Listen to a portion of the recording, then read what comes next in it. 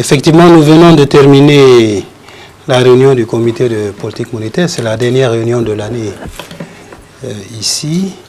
Et le comité a décidé, donc, à l'issue de ces délibérations, de maintenir l'orientation actuelle de la politique monétaire, c'est-à-dire de maintenir le taux directeur, le taux minimum à 3,5% et le taux de prêt marginal à 5,50%.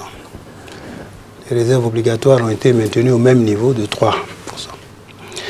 Alors, comme à l'accoutumée, le comité a examiné, pour arriver à cette décision, la situation récente, la situation économique, monétaire, financière, au cours des derniers mois, au plan international et au plan régional, se basant sur les dernières informations statistiques disponibles.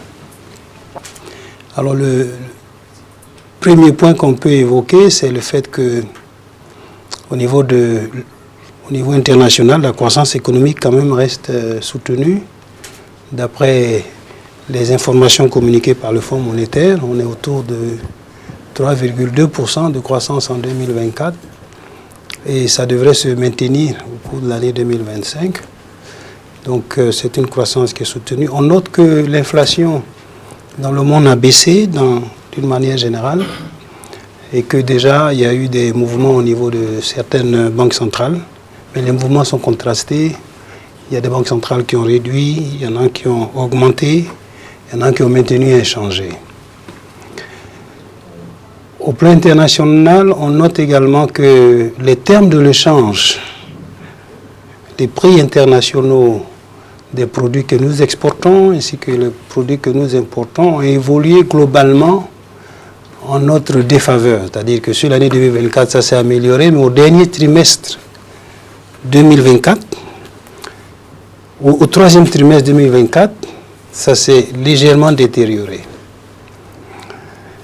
Alors ça, c'est au plan international. Maintenant, au niveau régional, concernant l'Union, on note que la croissance quand même reste soutenue.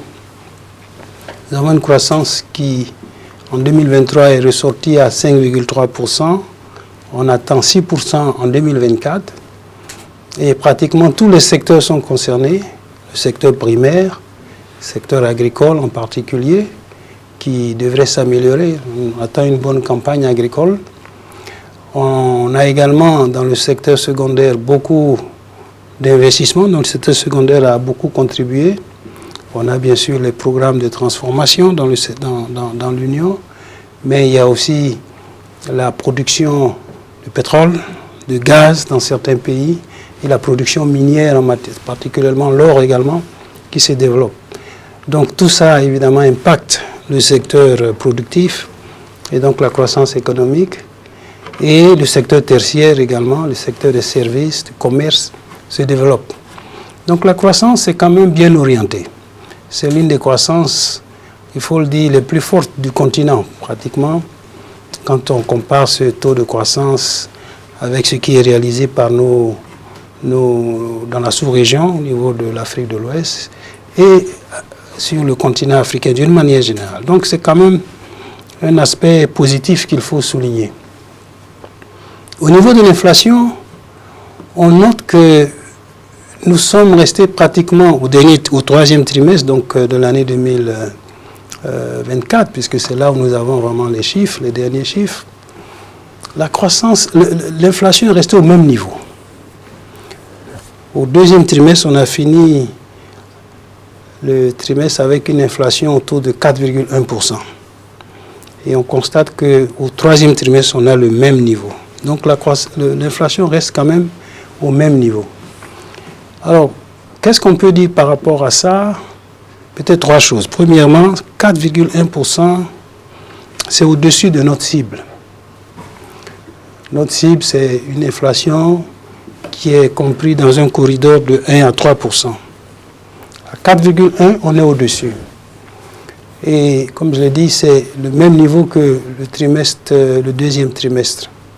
Donc, ça ne baisse pas suffisamment, rapidement.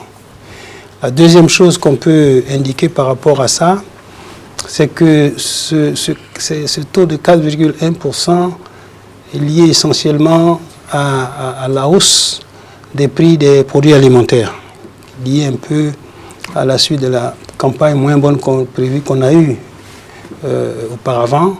Et donc, il y a une très forte corrélation donc, entre les prix des produits alimentaires et l'inflation que l'on observe. Donc ça, c'est quand même un signe qu'il faut qu'on soit très attentif à ce qui se passe au niveau du secteur agricole en particulier. On a eu les chiffres préliminaires du mois d'octobre. Mois d'octobre, le taux d'inflation est ressorti légèrement à la baisse. Je crois que c'est autour de 3,6%. Le taux d'inflation, donc de 4,1, on est descendu à 3,6.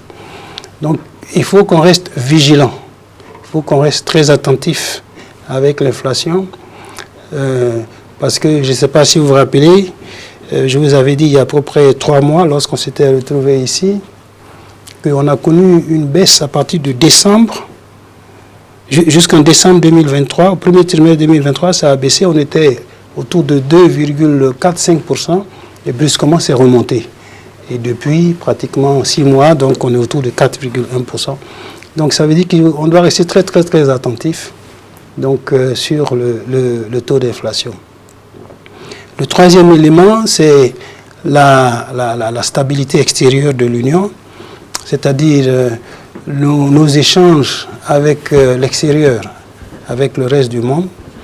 Nous avons, comme vous le savez, 2022-2023 étaient des années quand même très difficiles en matière d'échange avec l'extérieur à cause de la très forte hausse des prix des produits pétroliers, des produits énergétiques, les produits alimentaires importés. Donc comme je l'ai dit, les termes de l'échange sur l'année 2024 quand même, les 9 premiers mois, les termes d'échange se sont améliorés. Les prix des produits exportés, le cacao, l'or, le coton en particulier, le caoutchouc, sur ces 9 mois, ces prix ont augmenté et donc ça a favorisé évidemment les résultats de nos échanges avec l'extérieur. On a commencé à avoir la production des produits pétroliers. L'or a continué aussi à augmenter en termes de prix et donc en termes de volume. Donc tout ça a fait que nos échanges quand même avec l'extérieur ont eu un solde positif. Donc ça, c'est un élément qui est important, qu'il faut saluer, parce que comme je vous ai dit, 2022-2023, ça a été difficile, on a eu des déficits, et là, la situation s'est améliorée. Donc ça s'est amélioré, mais ça reste encore... il faut continuer à renforcer, ça a besoin d'être renforcé. Après 2 années de déficit, on passe maintenant à une situation où on a un surplus au niveau donc, de nos échanges avec l'extérieur, notre balance de paiement. Il y a eu des mobilisations de ressources extérieures qui sont venues renforcer ça. Et donc, une amélioration, mais ce n'est pas suffisant, il faut continuer à renforcer cela. Donc, quand on regarde tout ça, on voit qu'il y a des aspects positifs, la croissance économique, l'inflation qui reste encore au-dessus de notre cible. En octobre, ça commence à baisser, mais ça baisse, mais encore, on est au-dessus de notre cible.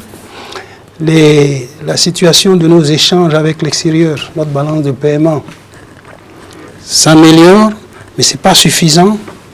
Donc, ça veut dire qu'il faut continuer, il faut poursuivre les efforts. Et on a examiné au niveau du comité de politique monétaire aussi donc les perspectives et les risques pour apprécier un peu l'orientation qu'il faut imprimer à la politique monétaire. Alors quand on prend ces différents éléments, si on prend l'inflation en termes de risque, évidemment on sait que c'est lié beaucoup, comme je l'ai dit, à la situation de la campagne agricole, la sécurité, parce que la situation d'insécurité qu'on connaît dans certains pays limite la fluidité des produits et donc ça a un impact sur l'inflation. Il y a les risques également que, avec les tensions géopolitiques qu'on a sur le plan international, les prix des produits pétroliers ou même des produits alimentaires que nous importons peut encore augmenter. Donc ce sont des facteurs de risque qui peuvent avoir un impact sur notre région. Au plan de la croissance économique, il y a également des facteurs de risque, de vulnérabilité, c'est ce que j'ai indiqué, question de campagne agricole, question de sécurité et ainsi de suite. Et donc, il faut qu'on soit vraiment très attentif et également, surtout au niveau de la situation de nos échanges avec l'extérieur, il y a un facteur de risque important, c'est qu'est-ce qui va se passer sur les prix internationaux. Ça va avoir un impact direct, comment vont évoluer les termes de l'échange. Donc, en évaluant tous ces éléments, toutes ces informations, les facteurs de risque à court terme, les vulnérabilités, le comité de politique monétaire a pensé qu'il était approprié de maintenir l'orientation de la politique monétaire, c'est-à-dire de ne pas augmenter les taux, de ne pas les baisser, mais de les laisser à ce niveau et s'assurer que tout en évaluant de manière régulière et permanente la situation, qu'on soit prêt à tout moment s'il y a nécessité et d'ajuster. La croissance, je l'ai dit, est bonne. Le crédit à l'économie financé par les banques quand même est adéquat. Nous avons un taux de croissance des crédits à l'économie qui est autour de pratiquement 6%, donc c'est adéquat par rapport aux besoins et on voit les résultats sur la croissance. Donc globalement, c'est de maintenir l'orientation actuelle. C'est pour ça que les taux ont été maintenus au niveau actuel.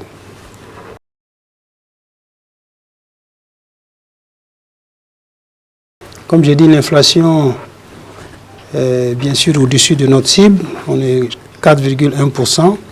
Le facteur clé qui a impacté l'inflation, c'est les produits alimentaires. Et donc ces produits alimentaires ont connu une hausse à cause de l'insuffisance de l'offre de produits.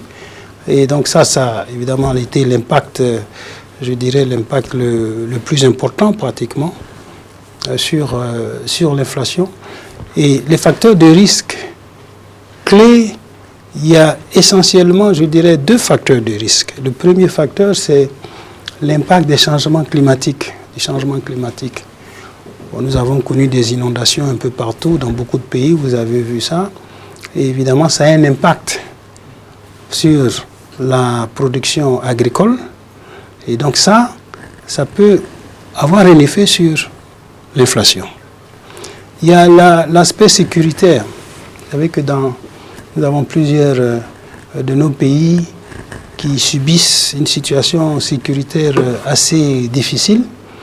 Et cette situation sécuritaire entraîne des déplacements de population, entraîne également parfois des difficultés pour faire circuler les produits d'une zone à une autre. Les produits dans les zones excédentaires ne peuvent pas arriver dans les zones déficitaires. Et donc ça crée de l'inflation. Donc tout ça, ce sont des facteurs de risque qui sont liés à notre région, au niveau interne. J'ai évoqué également des facteurs de risque externes. Nous importons beaucoup de produits pétroliers. C'est vrai qu'on a commencé à produire du pétrole. Produire du pétrole au Sénégal, en Côte d'Ivoire, au Niger. Mais pour le moment, nous sommes encore importateurs nets de pétrole. Et donc le prix des produits pétroliers a un impact sur l'inflation dans notre région. Et comme vous le savez, il y a des tensions géopolitiques dans différentes parties du monde. Je ne vais pas les citer, vous les connaissez. Et ces aspects ont un impact sur le prix des produits pétroliers. Ensuite, nous importons beaucoup de produits alimentaires. D'ailleurs, ça, c'est un aspect sur lequel nous devons continuer à travailler parce que nous devons réduire nos importations de produits alimentaires. Nous sommes essentiellement des pays agricoles, nous devons être en mesure de produire ce que nous consommons. Mais aujourd'hui, malgré tous les efforts qui sont faits par les pays pour accroître la production agricole, nous importons beaucoup de produits alimentaires. Alors, quand les prix de ces produits-là augmentent à l'international, ça a un impact sur l'inflation parce que ces produits arrivent de manière plus chère et ça joue sur donc, dans le panier de la ménagère.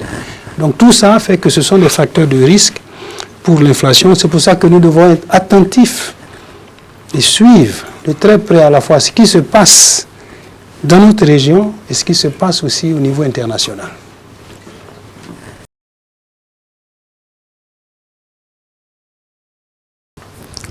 Oui, effectivement, là, quand on regarde l'activité économique, la croissance économique, en 2023, on a fini l'année avec une croissance de près de 5,3%, qui est déjà une bonne croissance. Mais en 2024, c'est même encore meilleur, parce qu'on devrait terminer, comme je l'ai dit, autour de 6%. Donc on passe de 5,3 à 6%. Et si vous regardez encore une fois sur le continent africain, c'est vraiment l'un des taux de croissance les plus élevés pratiquement. Bon, j'ai un peu évoqué ça. Il y a évidemment le secteur primaire qui joue un rôle important, le secteur agricole en particulier. Il y a beaucoup de programmes dans les pays qui sont mis en œuvre pour accroître les rendements dans le secteur agricole, améliorer la performance du secteur agricole. Et donc ça joue un impact donc sur la croissance économique. J'ai parlé du secteur, ce qu'on appelle le secteur secondaire, secteur industriel, avec bien sûr tous les programmes de transformation des produits agricoles, mais le secteur extractif, l'or. La région est devenue un grand producteur d'or. Je crois que nous produisons pratiquement plus d'or que le premier producteur africain. Et cette production continue à augmenter. Donc ça a un impact sur la croissance. Nous produisons, je l'ai dit, du pétrole maintenant dans plusieurs pays de la sous-région. Il y a du gaz. Donc tout ça, évidemment, joue sur la croissance économique. Le secteur tertiaire, le secteur des services, est extrêmement dynamique. Il y a le commerce en particulier, services financiers. Et tout ça, évidemment, joue sur la croissance économique. D'ailleurs, quand on regarde la croissance économique de l'autre côté, c'est-à-dire côté de la demande, comme on dit dans le jargon, on voit que la consommation, qui est la plus grande partie, la consommation des ménages est très, très, très forte.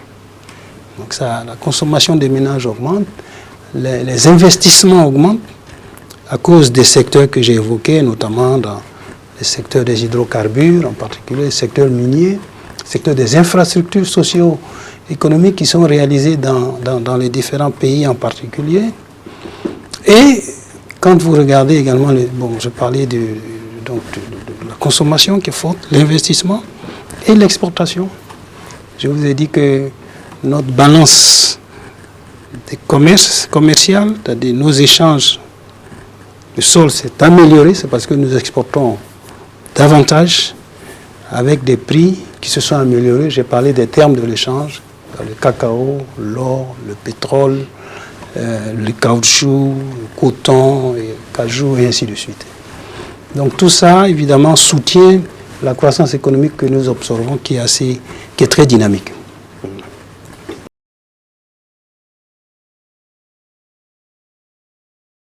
Oui, vous savez, moi je suis optimiste. Quand je regarde les perspectives, je suis optimiste pour les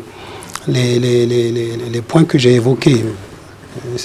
La croissance qui est, comme je l'ai dit, soutenue. En 2025, d'ailleurs, on atteint une croissance même plus forte. On pense qu'on va arriver autour de 6,3%. Donc vous voyez la progression, 5,3, 6, et les projections nous mènent à 6,3. Les perspectives dans le secteur extractif, nous en sommes encore au début.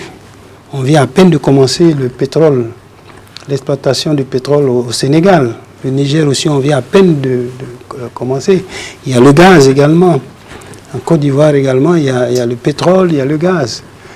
Au Burkina, au Mali, les perspectives dans le secteur aurifère sont extrêmement importantes. Ils ont déjà produit beaucoup et il y a d'autres produits, le lithium, enfin, le manganèse. Il y a beaucoup de perspectives.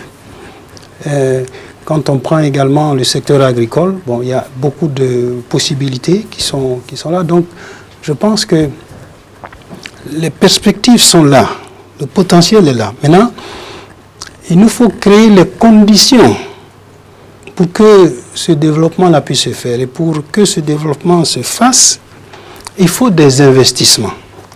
Il faut beaucoup d'investissements, il faut des investissements privés. Et c'est pour ça que nous mettons beaucoup l'accent sur la stabilité du cadre macroéconomique.